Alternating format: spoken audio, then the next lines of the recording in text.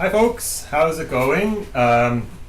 Hopefully you guys can see me okay. Sorry for the late start today. I had my software here crash on me twice when I first started this, so now you can probably hear me better. Okay, just needed to adjust a couple of things here to make sure that you can hear me okay and that you can see me okay, and I think we should be good right now. Please give me a thumbs up or something in the chat if you can see me okay.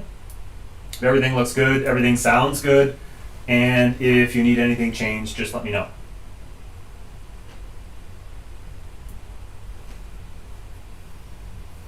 I know there's like a 10-second or so delay on this as well, so there we go. Thanks, Josh. Okay, so we are back for class number 2. And we are going to pick up where we left off from our last class. And we were talking about the food babe. If you remember, we were looking at her website and we looked at some claims that she made. Thank you everyone in the chat for letting me know that all looks great. So the food babe is, as we talked about last time, somebody who basically claims about certain dangers of foods, and then, of course, writes blog articles about this and is trying to drive traffic to her website where there's store links and all this sort of thing. It's a very common, influencer strategy. You need to create content that draws people in so that you can then, of course, sell your message, whether there's products attached or not, right? And so she's been doing this quite effectively. And remember, she does this, or has done this, largely by creating fear over the presence of certain chemicals that are in foods. And so to give you an idea, I'm just going to skip to where we got last time. The way she really got her start, how she kind of became big, was by launching this campaign against Subway restaurants. And this was just an example of one of the sort of the infographics that she created for her blog, and which started on Facebook and then moved to, she has her own website. And of course, every social media, she'll have an account there too. She was saying, Subway, stop using azo dicarbonamide in your bread. And she says it like this: azo dicarbonamide is the same chemical used to make yoga mats and shoe rubber. It's banned all over the globe because it's linked to respiratory issues. This is not fresh eating. And so it's a very interesting claim that she makes here. She's saying that we should not be using azodicarbonamide in bread. What azodicarbonamide is actually, it's called a dough conditioner. So it's something that is added to the dough to give it a certain quality when the bread is eventually cooked. During the cooking process, while the bread is cooked, it actually destroys all of the azodicarbonamide that was initially present actually in the dough. So it's actually destroyed. It's turned into nitrogen gas and carbon dioxide as well. So this chemical, when heated, decomposes to give you gases, nitrogen, CO2, like I mentioned, which actually, if you think about it, makes sense why that chemical is used in yoga mats and in shoe rubber.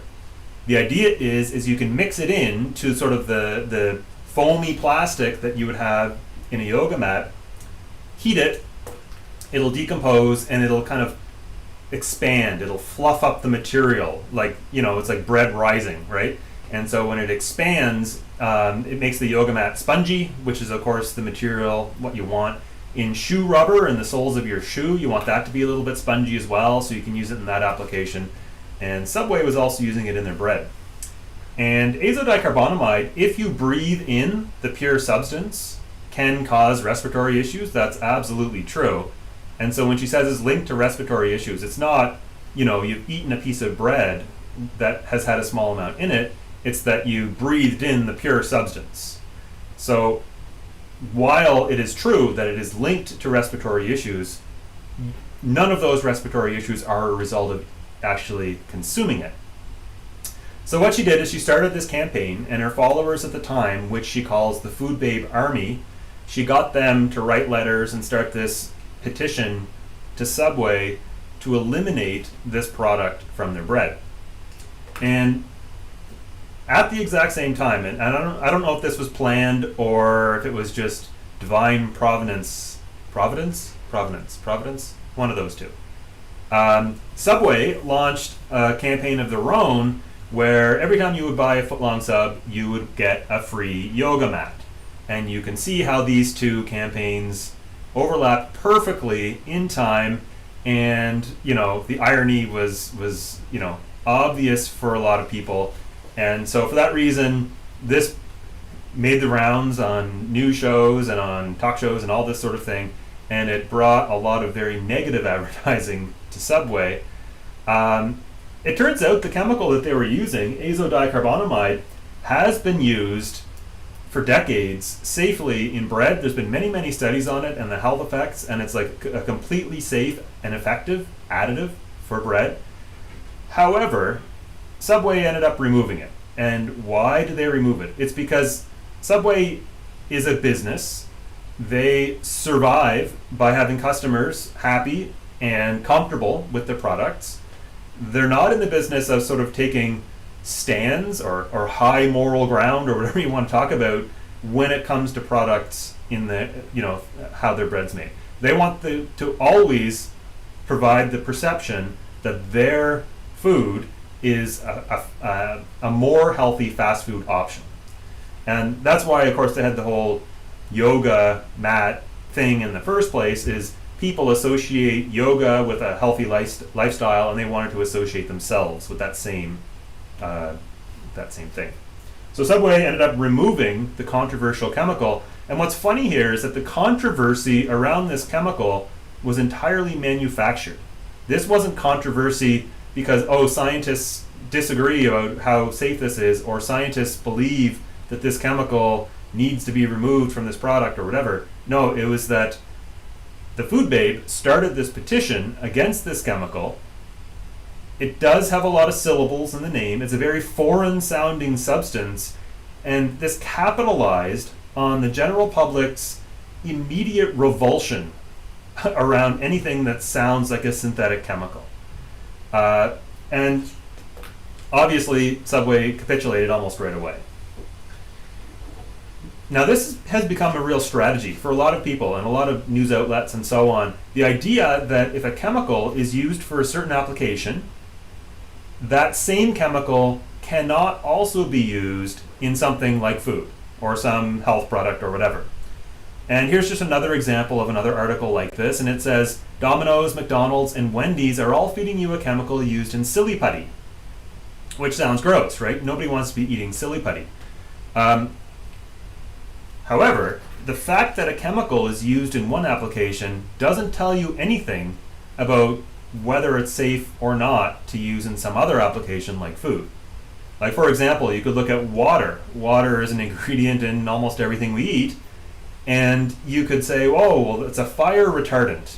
McDonald's is putting fire retardant in their soft drinks. And it's like, well, no, they're not. They're adding water to it, right? In this particular article, you can see the chemical structure, whatever they have below. It's called polydimethylsiloxane. And polydimethylsiloxane actually is a chemical that's added to the fryer fat. And so, these big vats of fat where they boil French fries or chicken McNuggets or whatever they're cooking in there, can have a tendency sometimes to boil over. If you're cooking spaghetti on the stove and you have the temperature up too high and it starts to boil, and then you get this like foam start to boil up over the top of the pot and come over the sides and make this terrible mess on the surface of your stove. That can happen with deep fryer fat too, and that provides like a real danger, not only for the workers because the fat goes on the floor, it becomes very slippery, it's also very hot and can lead to burns and so on and so on. And so by adding small amounts of this chemical to the fryer fat, this actually prevents it from sort of foaming up, and it prevents it from boiling over. And so this is, again, a chemical that's been tested. It's completely non-toxic, which is why it's in children's toys like Silly Putty. And we can ingest it. It actually travels straight through our bodies and out the other end, chemically unchanged. We don't absorb it, we don't digest it. It's a very innocuous compound for that reason, which is why it's able to be used in applications like this. It's actually, I believe, the same chemical that was used in breast implants back in like the 1980s when breast implants were all like silicone based, and there was danger of those like rupturing and having like a lot of this material inside your body, which, you know, is quite different from eating tiny amounts of it in your French fries. But they switched, I think, to mostly saline. I don't even know what they use now. I'm not. I don't keep tabs on that particular industry. And this is coffee, by the way. This is not Guinness or anything like that. And it's my nice chemistry mug, as you can see. My beaker mug. So polydimethylsiloxane, when you see ads like this, you might say, well, you know, okay, whatever. It's still a chemical we can't make use of biologically. Why is it in our food, et cetera, et cetera. The issue is that, to me, it's more distracting. Like, I'm not trying to argue Domino's pizza or McDonald's French fries or whatever are the pinnacle of healthy eating and that you should be eating all kinds of this stuff. What I'm saying is the reason why it's not super healthy for you has nothing to do with the very tiny amounts of chemical additives like polydimethylsiloxane. It's the obvious ones, it's the salt, it's the sugar, it's the fat that make these foods unhealthy choices to be eating in the long term. And when I see articles like this, it almost like it distracts from that truth.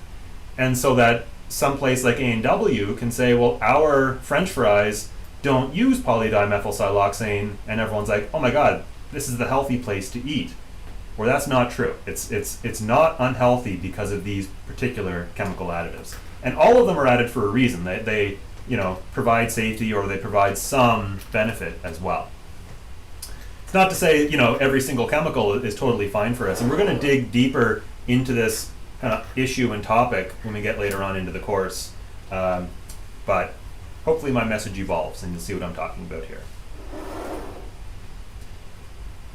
All right, so this fine fellow in this picture, his name is Paracelsus, and Paracelsus is sometimes considered the father of modern toxicology.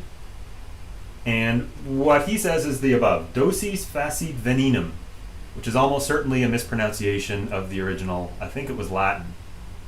And what this actually translates to is the dose makes the poison. Thank you. I see somebody in the chat has said the same thing. Ryan says A&W is better than McDonald's. I think A&W I don't know. McDonald's always has like a soft spot in my heart. I think McDonald's fries are the best fries. Maybe we can agree with that. A&W is a lot more expensive too. All right, so we have dosis facit venenum. The dose makes the poison. Really, to talk about a chemical, Google Translate, to talk about a chemical and say that, you know, this chemical is good, this chemical is bad, and so on, is really only missing a very, very small percentage of the real story here. What we have to consider is not just what the chemical is, but there's other features that we have to consider as well. And the dose is a critical one. That, you know, it's sometimes said that every substance is toxic or dangerous at a certain level of exposure, and also every chemical or substance is safe at a certain level or exposure. And, you know, it's a sliding scale. It's not like we can lump chemicals into these two categories, good and bad. All right, so here's another one. It says weed-killing chemical found in pasta, cereal, and cookies sold in Canada.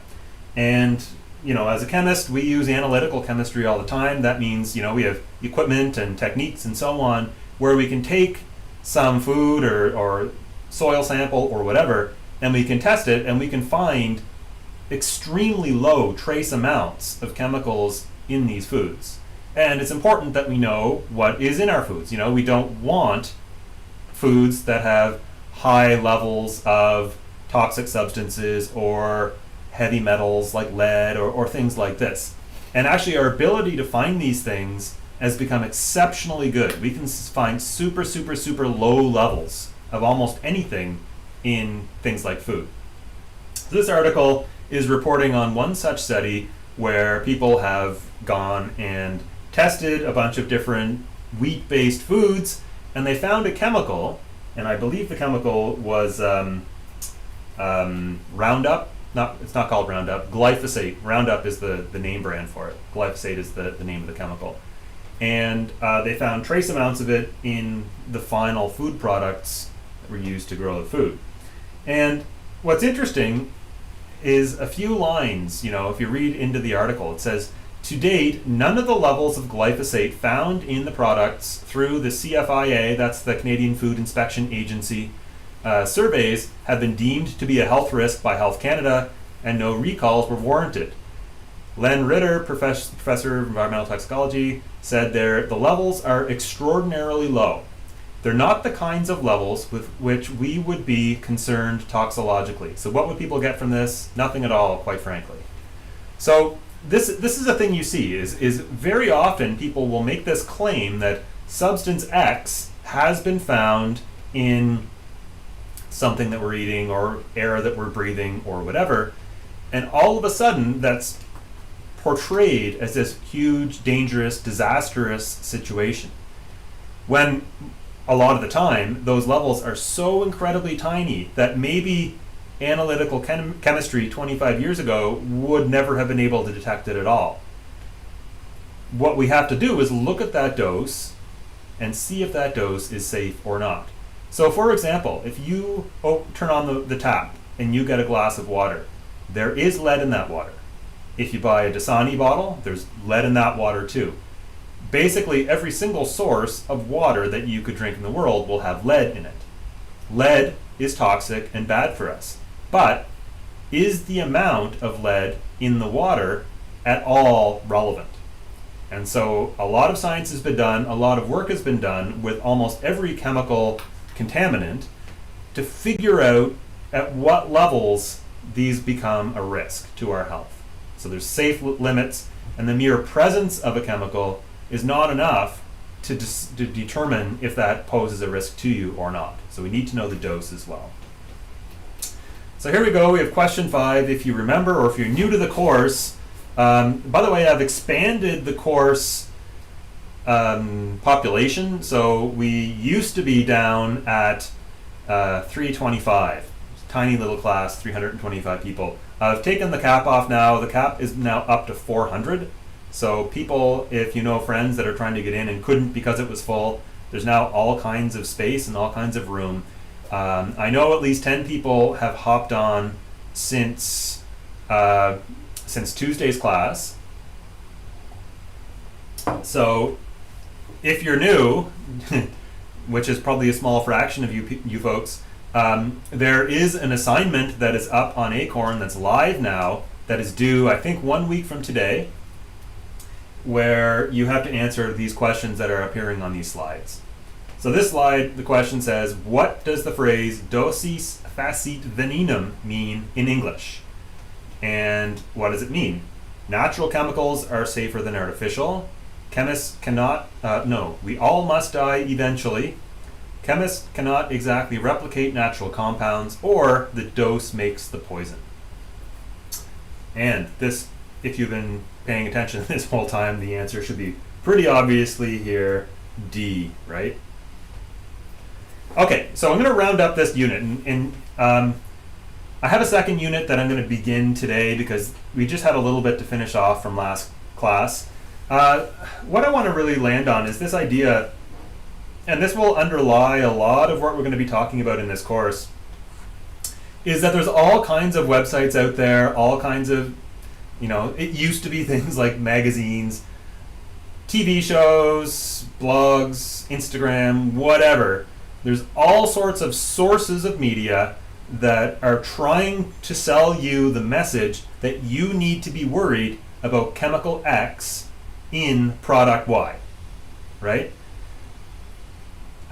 Some of those are actually true. There are some things that we do need to be concerned about in our food or in our environment or whatever, and some we don't.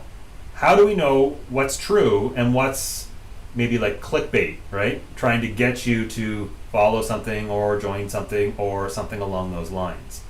I have some warning signs that I use in my thinking when I see these claims made and I try to evaluate these claims. The first one is I look on the website that is hosting the claim, hosting the article or whatever, for links to a store or a shop. And right away, if I see this on a website, not to say for sure that the information is wrong or misleading, but definitely immediately I'm suspicious because I know that they have a motivation for bringing me to their website.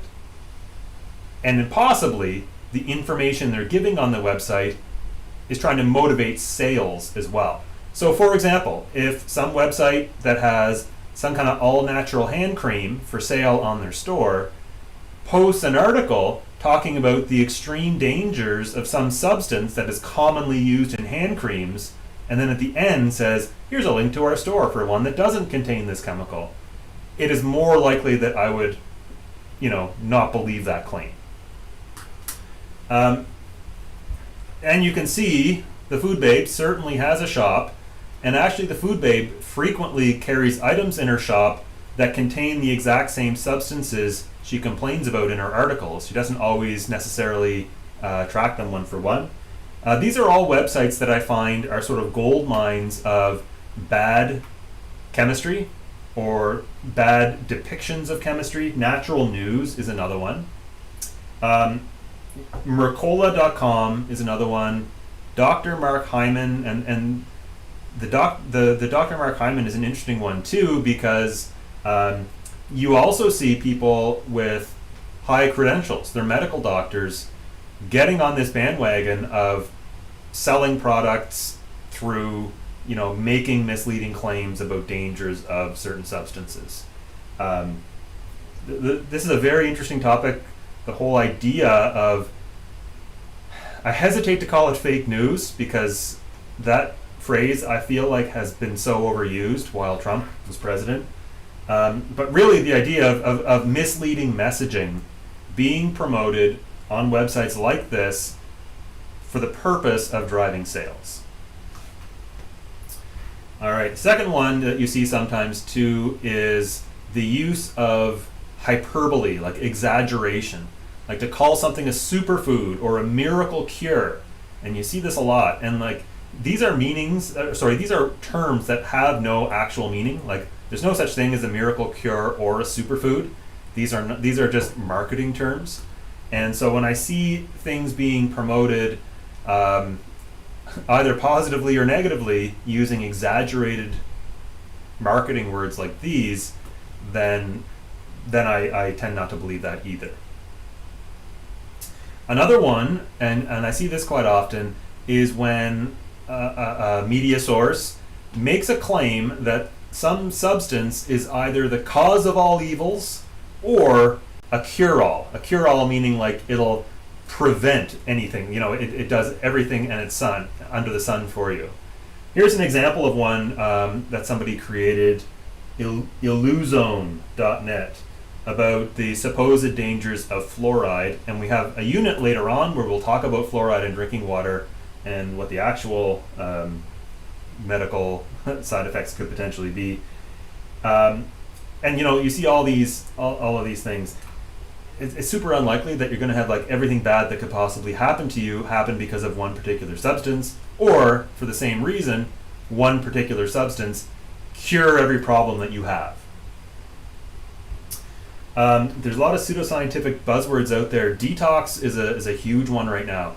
And you can get detox everything. You can get detox drops, you can get detox teas, detox wraps, detox anything you can imagine. Somebody has sold it with the word detox in front of it. Detox has, a clinical meaning, which is to remove toxins from the body. And there's certain medical interventions which can do this, but none of these products you can buy in the store actually do that. None of them detoxify you. None of them remove toxins. It's predicated on this belief that our modern world, with our food that's laden with chemicals, that our atmosphere that's full of pollutants and so on, that our body over time accumulates this like chemical burden, it's sometimes called, which doesn't exist, but it's this idea that our bodies are like gathering all these chemicals and they're building up in our bodies, and we need to go then buy these detox products to help our bodies release them or flush them or get rid of them somehow. That is not how the body works at all. Here's an example. Mark Hyman, who I talked about earlier, his website, the 10-day detox diet, and you see all sorts of things like this. That's not how detox works, okay? When I see detox products, here's how I got my mind around this. It used to bother me every time I saw something with detox. Now what I do, whenever I see the word detox on any real product that's out there, I change the word detox to de-stress. That way, okay, I can buy it, that you could drink this cup of tea and that's a relaxing activity and that can help you lower your stress. Or, a bath salts or whatever, right? Sure, it's relaxing, it can help you kind of unwind or whatever, and if you're using detox as a synonym for relaxing or for de-stressing, then I'm okay. But if you mean detox as in like, this is going to remove chemicals from your body that are negative, then it's completely and 100% garbage. It's not true. Other examples like this, products that boost your immune system, helps your body heal itself, or cleanse. All of these things mean more or less the same thing, which is nothing. There's no substance you can get. I shouldn't say that. A vaccine will boost your immune system. An infection will boost your immune system. But you can't drink a tea or something like that that makes your immune system like all of a sudden work better or makes your healing process naturally accelerate. That doesn't happen. We have an endocrine system, we have a liver, and we have kidneys. The job of these organs in our bodies is to filter out toxins that are actually present in our bodies. You can eat food. If you eat an apple, there are hundreds of thousands of chemicals in that apple that end up in your body and can end up in your bloodstream. Most of them, in terms of like mass and volume, whatever, we can use them metabolically as either food, energy, like carbohydrates or vitamins or so on, but a lot of them we can't use at all. And so the job of our liver is to find these chemicals in our bodies that we can't use. The job of the liver actually is to make them more water soluble so that they can be more easily filtered out by your kidneys and then excreted when you go pee. So we have built-in systems to detox our bodies all the time, and there's no teas or pills or anything like that that are available over the counter that can improve the way these function. Hostility to criticism is another one. Donald Trump always comes into my mind. He's like such a great example of almost all of these things. I've never seen someone more hostile to criticism in my life than Donald Trump. But hostility to criticism is a hallmark of misleading claims. That if somebody questions a claim, and not even like criticizes the claim, but even like asks, okay, what is your source for this claim? If people become very hostile, aggressive, angry, or just immediately block the person from the thing, that is a sign that their claims don't have a foundation in actual fact. And you see this a lot with the Food Babe. The Food Babe, there's actually a website, like a Facebook group called Banned by Food Babe, where people who have been on her website and asked questions, the likelihood of being banned. This actually is an old screenshot, and you can see almost 10,000 members at this point in time, people who were banned from Food Babe's Facebook group. And it's actually very interesting if you go to this and you start reading the reasons. People will go on and give the reasons for why they got banned. And it's usually things like, I got banned because I asked, is water a chemical? Or things like this, right? So it's interesting like that. So yeah, the idea that if you ask a question or you ask for clarification, there's a hostility to criticism, to me that's a warning sign as well. Conspiracy theories, invoking conspiracy theories. This is, never been more prominent in the media than it is right now, with COVID, of course, and all the various conspiracy theories going around, from the idea that it was created, or that it's fake, or that it wasn't created but it was released purposefully, and there's all sorts of different conspiracy theories. Conspiracy theories are basically claims that require sort of a great hoax, like the idea that there's this great hoax, that there's a big secret that is being kept from the general populace by some group in power, like the government or some hidden shadow organization or something along those lines. So here's one that I found. Again, I'm bringing fluoride back up. This one is claiming fluoride is an extremely neurotoxic chemical added to drinking water that interrupts the basic function of nerve cells in the brain, causing docile, submissive behavior and IQ devastation. You may not see this as a conspiracy theory, but this is playing on a conspiracy theory that's popular within the population that really are against fluoridation of drinking water. What this conspiracy theory is, and kind of how it works, is the idea that the government is adding fluoride to our water because consuming fluoride supposedly makes us docile, makes us submissive, makes us not question authority, keeps us well behaved, and prevents us from rising up against our government. That's what it means when they say docile, submissive behavior. I don't have to say this, hopefully, but this is not true. This is not the case of how things actually work. But you can see these sort of grand conspiracies often being invoked.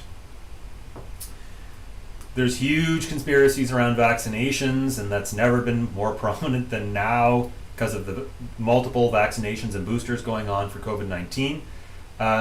This conspiracy theory around vaccinations centers on the idea that drug companies produce vaccines that knowingly give us chronic disease, right? Which is not true, but this is the claim that conspiracy theorists will make, that by getting vaccinated, we get the chronic disease, and then the reason for this is so that the drug companies can then sell us various drugs and medicines for the rest of our lives. So this is totally a conspiracy theory, which is based on a hidden secret, and it involves cooperation in collaboration between all the drug companies, basically every doctor, basically every scientist, and everyone in every step of that process, which is, super unlikely. Not to say that everything drug companies do is like above board and completely laudable, but in this particular case, this is not a particular claim that makes any sense. All right. Donald Trump has claimed that global warming is a hoax. I guess he's said lots of things are hoax. He says the concept of global warming was created by and for the Chinese in order to make U.S. manufacturing non-competitive. So there you go. This is actually an old tweet. This is from before he was president. And when he was asked about this tweet when he was running for president, he just said, "I never said that." Which is like, we have a screenshot of your Twitter account where it's right here. And he's like, "Nope, wasn't me." Actually, did you ever hear there's something called the Shaggy defense? Do you know the song by Shaggy? It's like from the 90s, and it's like, "Wasn't me." And it's like, apparently it's an actual legal defense that people use where, they'll have this information and they'll present it, this evidence that you've done something, and all you just say is, "It wasn't me." But we have you on camera. Wasn't me. So, I don't know. I guess that can work sometimes. All right. This is actually an interesting thing I just kind of found somebody made. It's like the conspiracy theory chart. It's like there's the like somewhat maybe partly believable conspiracies down near the bottom, and then as you get closer and closer to the top, you get sort of the most detached from reality ones. Things like the conspiracy theory that the Earth is flat, Illuminati. I see that in the comments as well. All these kinds of things. Science denial is sort of in the middle, and what are the ones that they say? I don't even know some of these things. Mass surveillance by national security. Who knows? Anyway, if conspiracy theories are invoked, like if you say, well, what's your information for that? It's like, oh, well, the government just wants to hide the real information from you. You got to believe me almost right away. There, thanks, Joey, for the for the actual lyrics to that song. So there you go. You can use the Shaggy defense. So anyway, if all these things are suspicious and suspect and things that we should be concerned about and shouldn't believe, where should you get your information?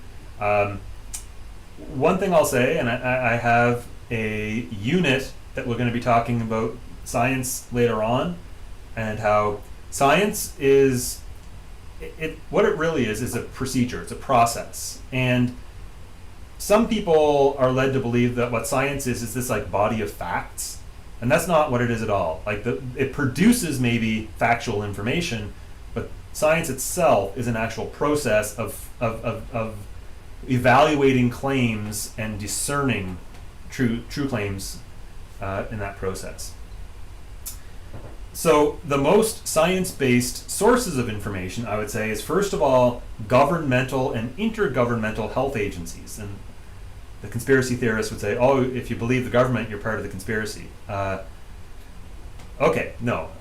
So Health Canada, if you go on Health Canada's website, they have all sorts of information. They hire panels of scientists whose job is to evaluate the literature constantly and produce guidance, I would say, guidance for everyday normal human beings around different either chemical substances or food choices or things along those lines. Many other countries have a corollary to this. So the US FDA is the same thing in terms of food and drugs. There's also the US CDC, Centers for Disease Control. World Health Organization has this. There's the European Food Safety Authority. There's all these different ones from all these different parts of the world. And what's interesting is what you'll find is almost always these places will give you the exact same guidance, or at least similar guidance. They're all reading the same reports and the same sources, and very rarely do you see wide differences between these different organizations. All right. Also important, and I would say just below governmental, are professional organizations like the Canadian Medical Association, American Medical Association, Canadian Dental Association, these sorts of things. These organizations, these national organizations, also, of course, employ scientists, employ experts in the field, provide guidance often. So if you go to the Canadian Dental Association, it'll, give you information about flossing and so on and so on. The reason I had this maybe at a step below governmental and intergovernmental health agencies is that sometimes there are lobbying groups that look like professional organizations, where in fact the whole purpose of this lobbying group is to promote some particular product. So you might see something like the Alberta Beef Council or the Council of Albertan Beef Growers or something like this. And it sounds, and it maybe is, a professional organization, but the purpose of the organization is to promote consumption of beef, which is good for their industry, as opposed to giving really a balanced view on the overall health and safety of, the thing. We got a Carl Sagan quote here in the chat. Science is more than just a body of knowledge. It's a way of thinking, a way of skeptically interrogating the universe with a fine understanding of human fallibility. So I like that quote, and thank you very much. If you need health advice, you can go to these websites. You can ask a doctor, a physician. There's all kinds of types of doctors. I'm a doctor, but not, don't come to me looking for health advice. I'm a doctor of PhD in chemistry. So, as my daughter said when she was young, I'm not the kind of doctor that helps people. So, ask a physician. If you need nutritional advice, ask a registered dietitian. And I'm going to make a plug here for registered dietitians because there's a similar type of term which is called nutritionist, which is not a protected term. And what protected term means is you have to be part of a professional, nationally accredited organization to use the term dietitian. You need to have education, you need to have credentials, and you need to have, you also need to have a record of good standing, meaning you can't violate professional standards and norms or commit malpractice and remain a registered dietitian. So anyone can call themselves a nutritionist. I can call myself a nutritionist, open this website and sell you all kinds of herbs or supplements or whatever, and I can say, Dr. Lukeman's magic herbs will boost your immune system, and call myself a nutritionist, but not anyone can do that with the term dietitian. So it's a valuable title to be able to have, and there's lots of other protected titles like that for various professions out there. So actually this is going to be it for this part of the course, and I'm just going to take 1 second here, and I'm going to pop this out and get our next unit ready to go. Now you get to see a close-up of me and my office, and I don't know, it's not too exciting over here. Alright, our next one is coming up in just a second.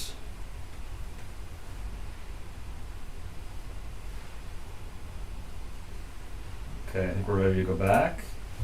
So, the next unit we're going to be talking to actually follows very logically from this unit that we just talked about. I will say this, we've finished Unit 1. Unit 1 was a bit of a sort of a general intro into what I consider the theme of this course, which is really how do chemicals actually interact with us in our lives. Thanks, Ryan. Ryan, this is a good way to get customers. I guess I got like a captive audience here, my magic herbs, magic beans, and so on. There, coffee's complete.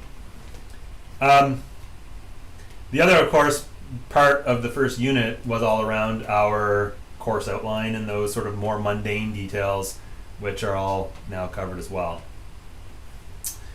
Okay, so this next unit we're going to specifically start talking about toxins. We're going to kind of take that one little piece out of what we were talking about last time, and we're going to kind of carve that out and talk about that piece and how we should think about chemicals we interact with on an everyday basis in terms of toxicity. And in toxicity, really what we're looking at is negative biological implications for our bodies. There is a Unit 2 assignment. I guess it's not up. Here's what we're going to do. You give me 5 seconds, and I will get that up. I need someone to tell jokes while we're doing this.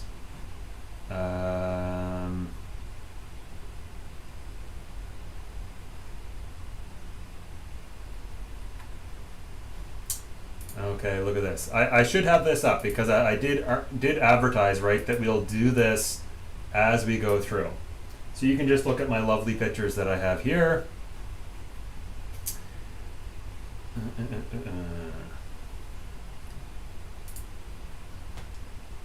I have it available.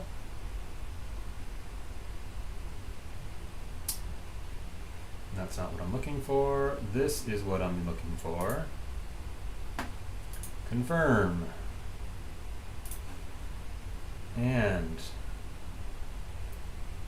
we are going to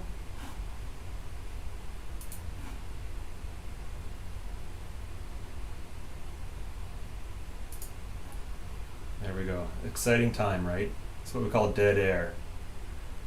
PowerPoints, unit assignments, and it goes here. apologies for not getting this up in front of class. I totally didn't think about this part of things. Okay, it's up. It just requires me to edit it. Edit settings. I need to make it available. What do we say? January 2022, and we'll have it stay open provisionally until January 13th. Let's say the 27th for now.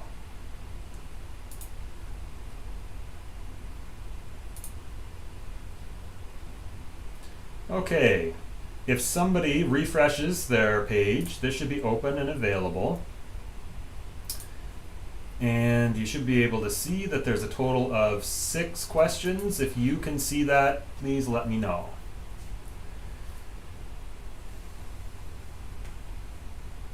Oh look, I like the jokes. I wasn't paying attention because I was doing other stuff. Oregano is the magic herb.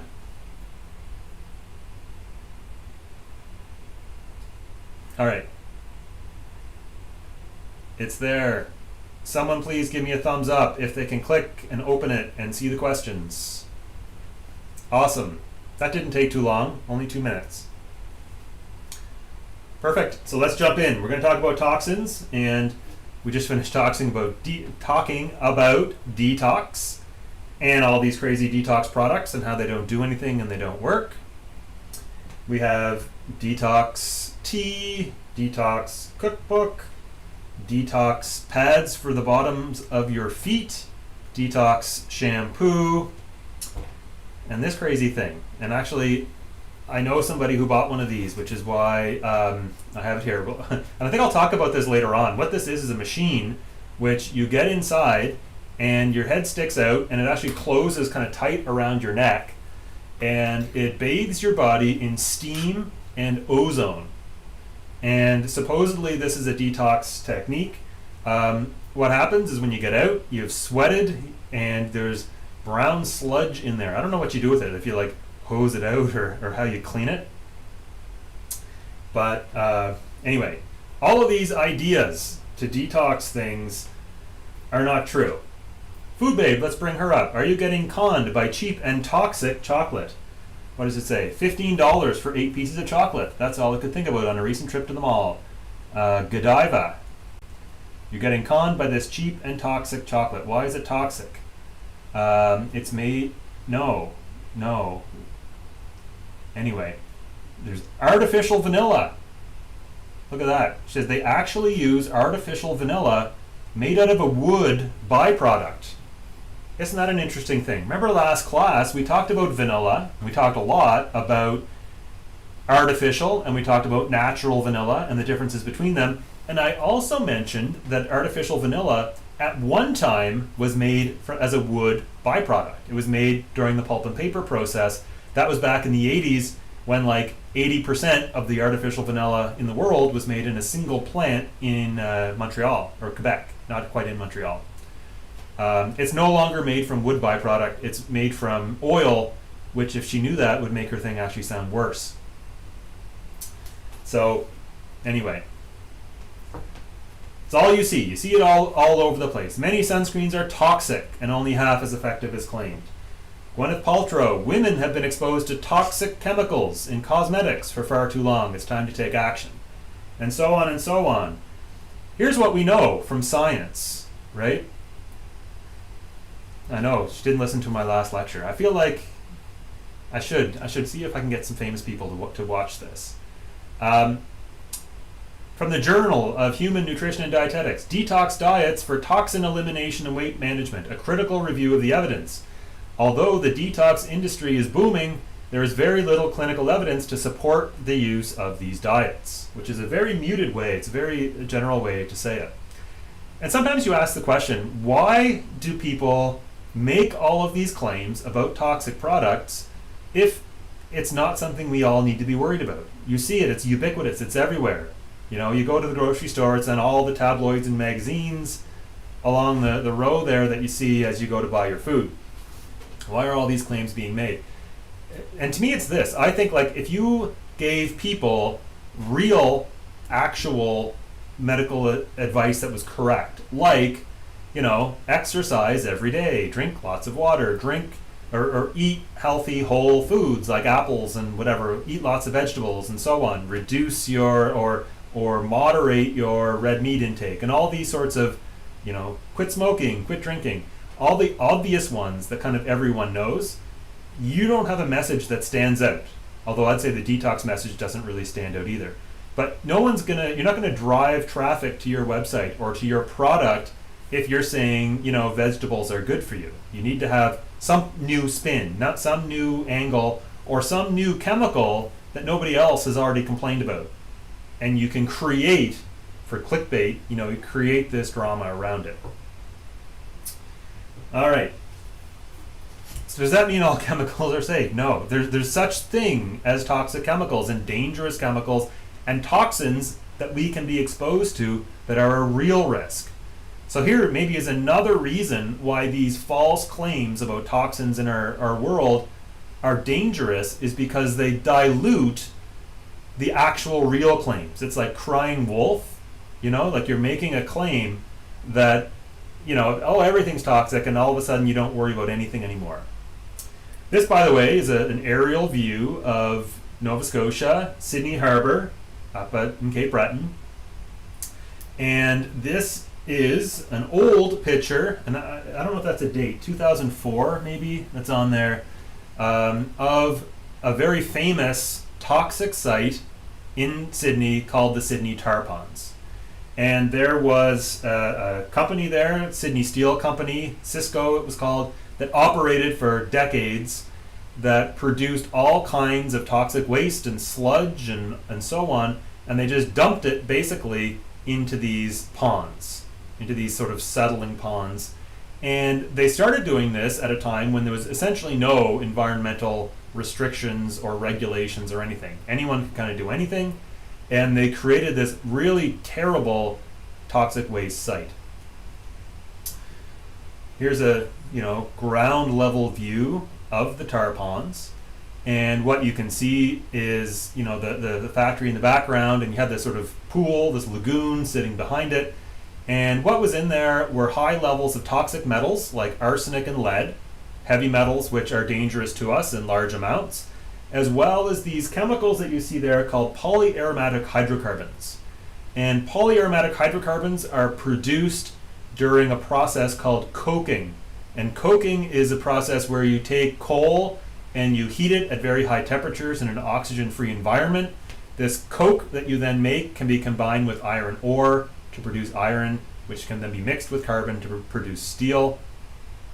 And all of the byproducts were just sort of thrown into here.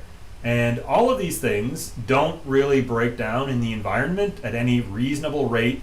They build up and they build up. And I remember from the time I was a child, discussions going on about the Sydney tar ponds, how to clean them up and what to do about it. And I remember one example of a solution to this that was proposed was to take a giant incinerator, basically drain this pond, drain all the water out, put it in the ocean or whatever, and then take all the sediment that's underneath and incinerate it, which means to heat it at an extremely high temperature. What that would do is put all of those metals up into the environment, into the atmosphere, which I guess gets them out of the immediate location, and it would destroy the polyaromatic hydrocarbons. It would turn them into carbon dioxide.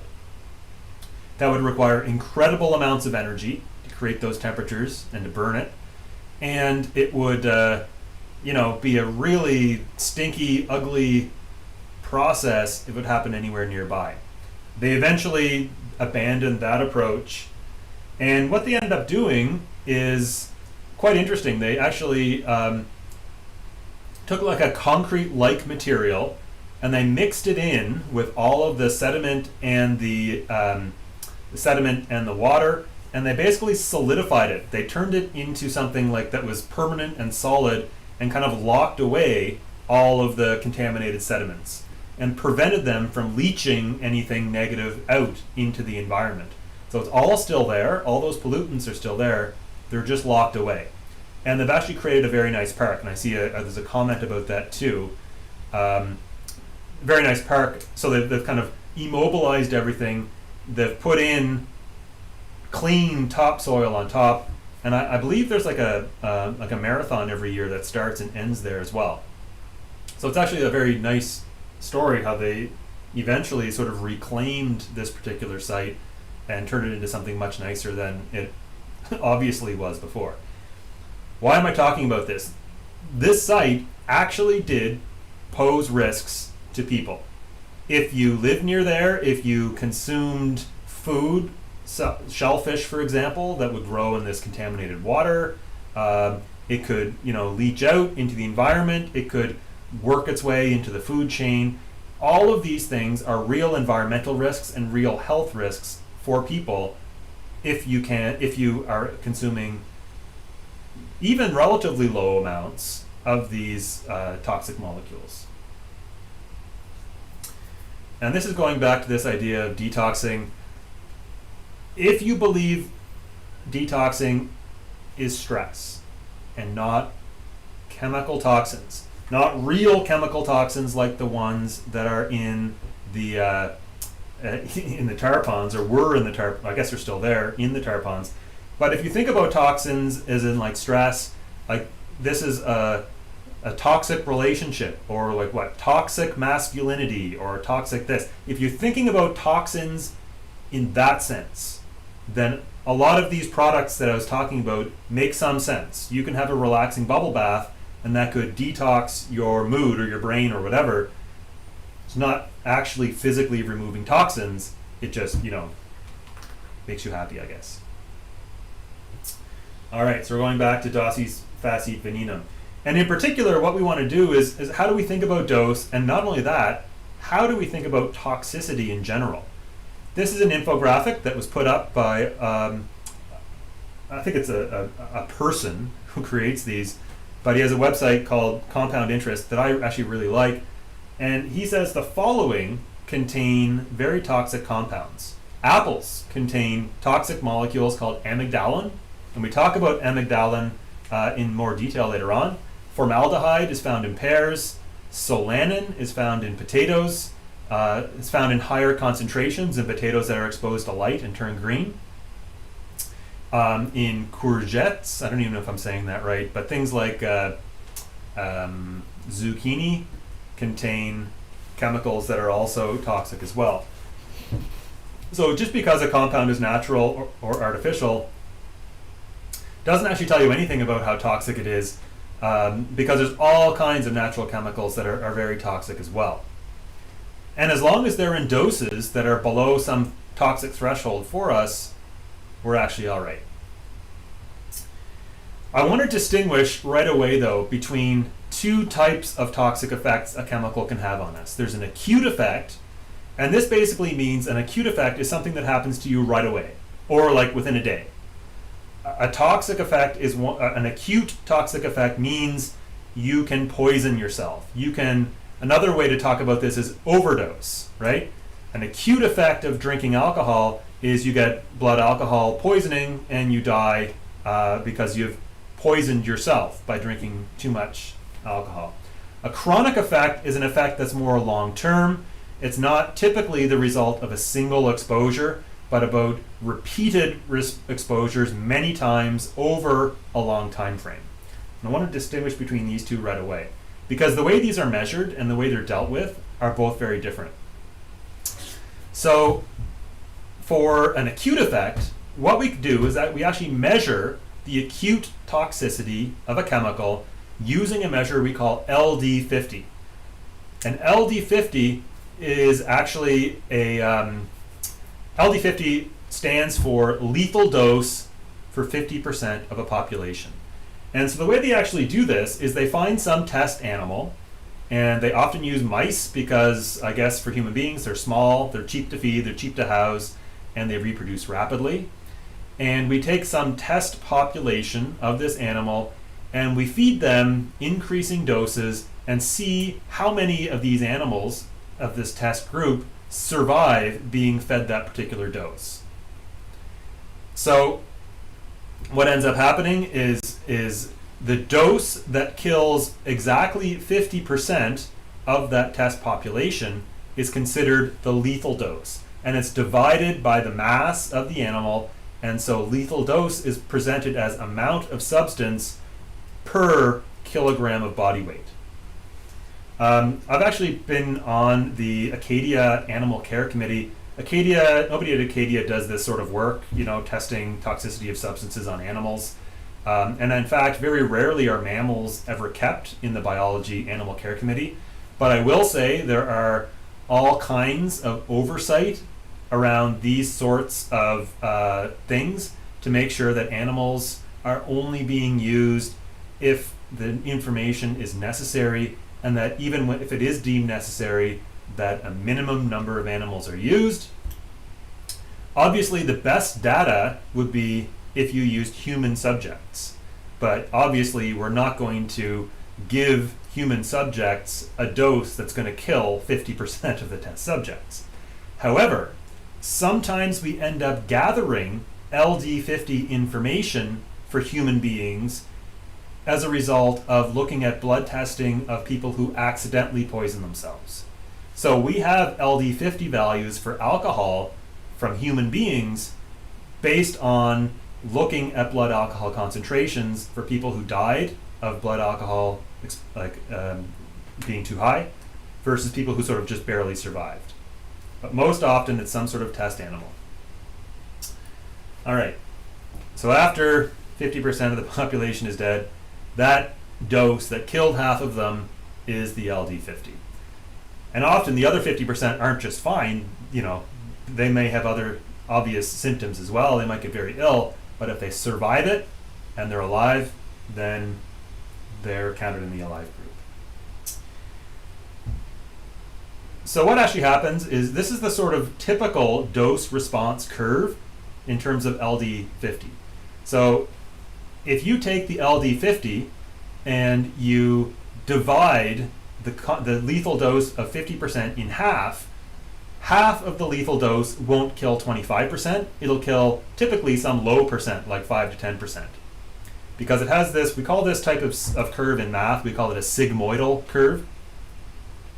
And going a little bit above the LD50 can actually lead to a very high dose. That is, doubling the LD50,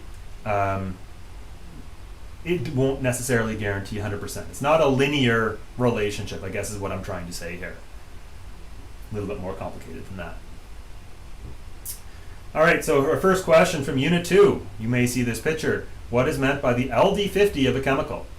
It's A, the dose required to kill 50% of a test population. B, 50% of the dose required to kill an entire population. C, the lowest detectable concentration. D, time required for it to decompose by 50%. So hopefully you can correctly answer that particular question. Now, this next article is one that appeals to me. This was published in 2010. In January 2010, actually exactly in 2010 on this day, I was in Florida for a photochemistry conference giving a talk in Tampa. And it was in St. Petersburg, which is this vacation area of Florida. And it was done in a resort that was right on the beach. And actually those are popular places for conferences. Go to a resort during off season because there's tons of rooms, rates are really cheap, and just a very common thing.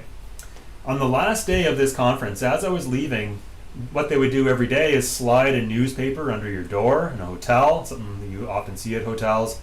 There was this article, and I found, this is the online version of that article that I found afterwards. The headline of this local Tampa newspaper was, "Tests find antibiotics, other contaminants in Tampa's drinking water." The tap water that Tampa residents consume is contaminated with low levels of antibiotics, nicotine byproducts, and a chemical used to produce firefighting foams.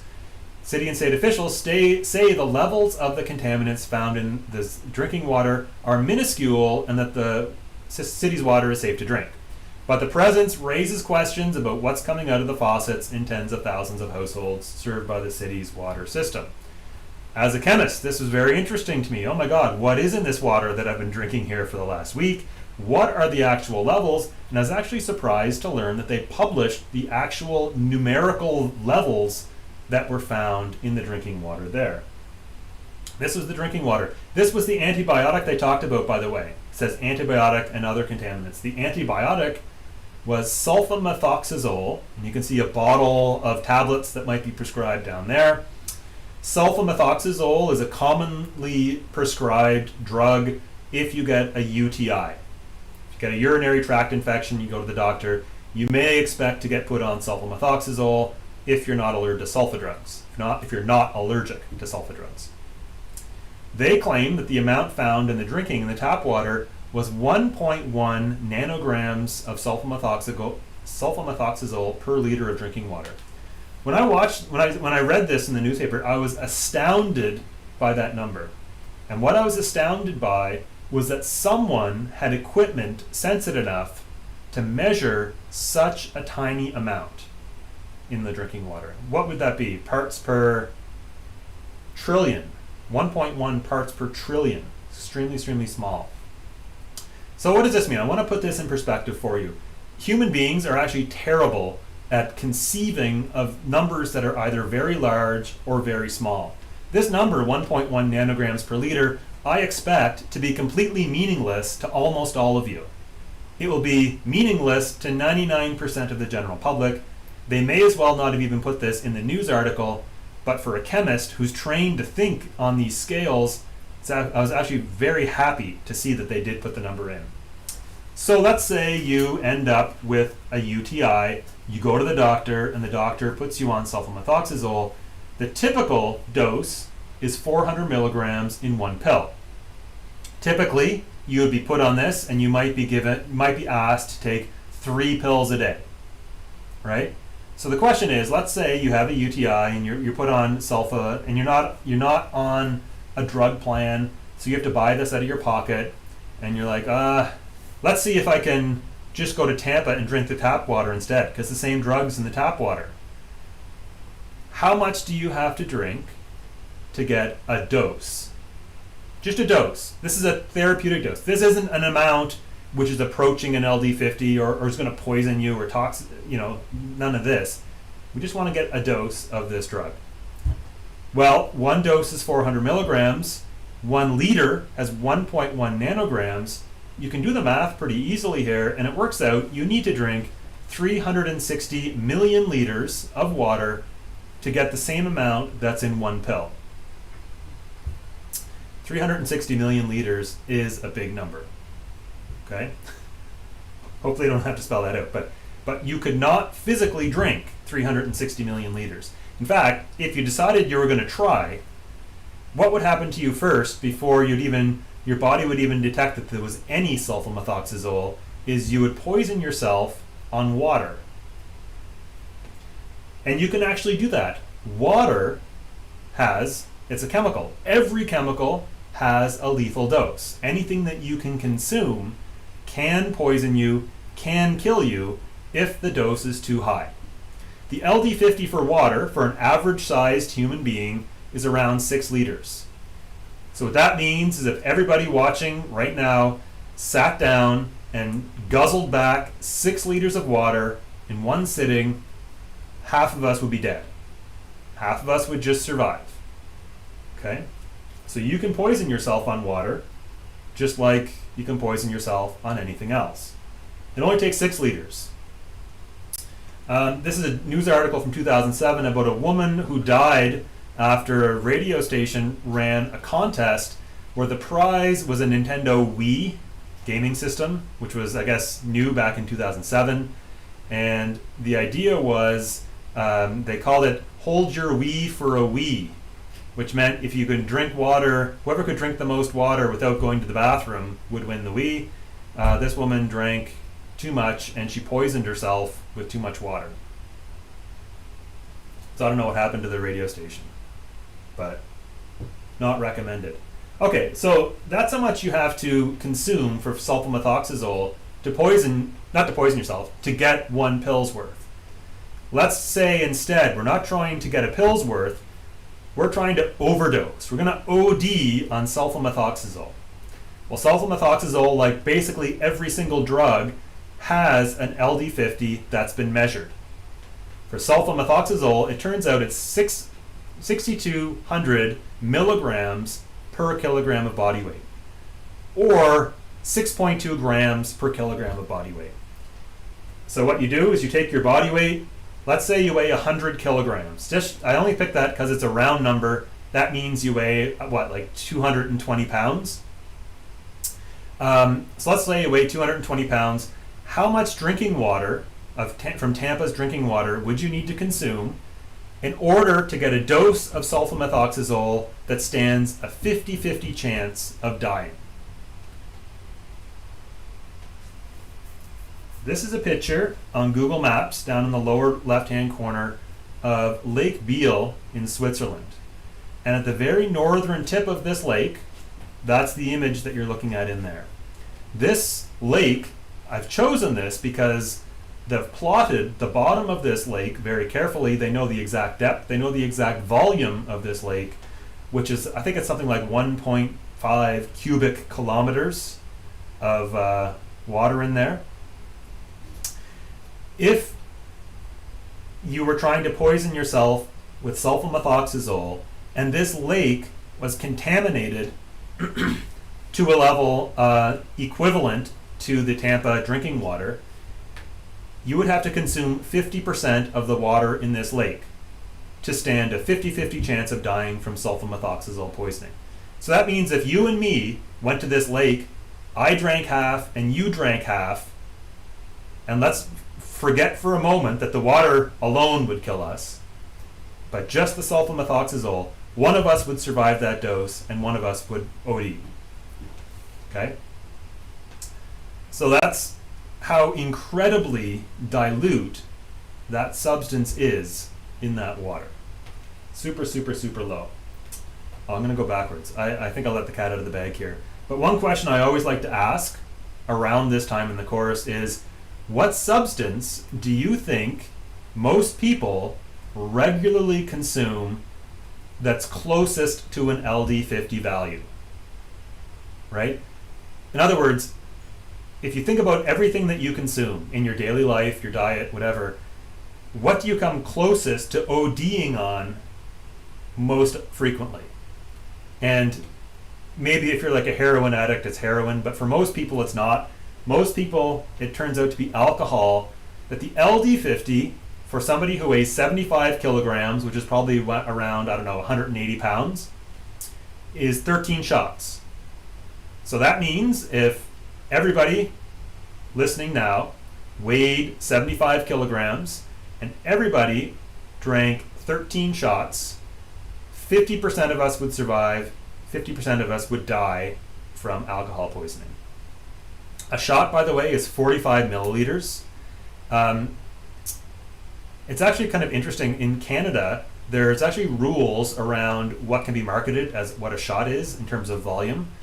And if you have pure alcohol, not pure, but 40% alcohol like you would get for almost every vodka, rum, and so on, if you buy a single in Canada, legally, a single is one shot, which is 45 milliliters.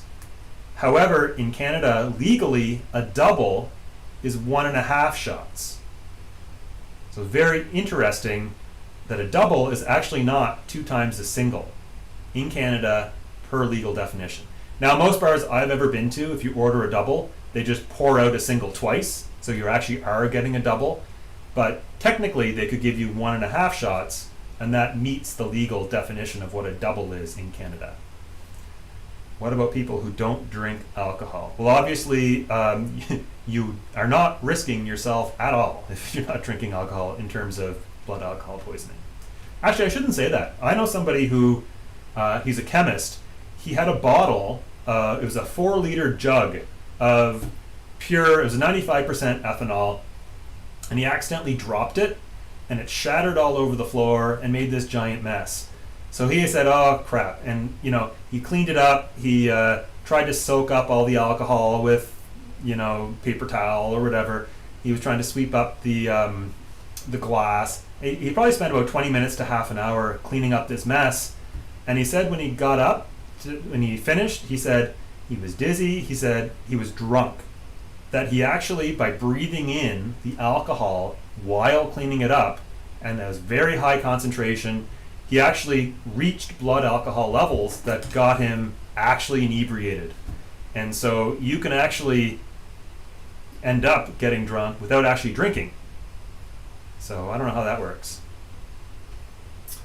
But, well, I know how it works. Obviously, you absorb it through your lungs, or you can absorb it through other parts of your body. I've heard of people, and this sounds like super extreme to me, but certain substances, if they want to get it into their bodies quick, they'll actually like put it through their eyes. And they want their eyes, which is a mucous membrane, to absorb. And I don't even know how you end up in that situation, but yeah, no thanks. Okay, so it's 2:20. I think we're done. We're done for today. I am going to say goodbye to everybody. We're going to pick it up. We're going to talk more about toxic substances like every chemical. Every chemical is a toxic substance if you get too much of it in one go. If we smell something, are we inhaling it? Yes, absolutely. Although if you inhale like smoke or alcohol, like I mentioned, or whatever, it's your lungs that's really absorbing it. Cool. Well, I'm gonna stop things here. Thanks everybody for being so participative. Is that even a word? Today, for people being in the chat, and I like to see lively discussion in the chat as we go. Hopefully everyone's enjoying this way of presenting information and material, and I hope everyone has a great weekend.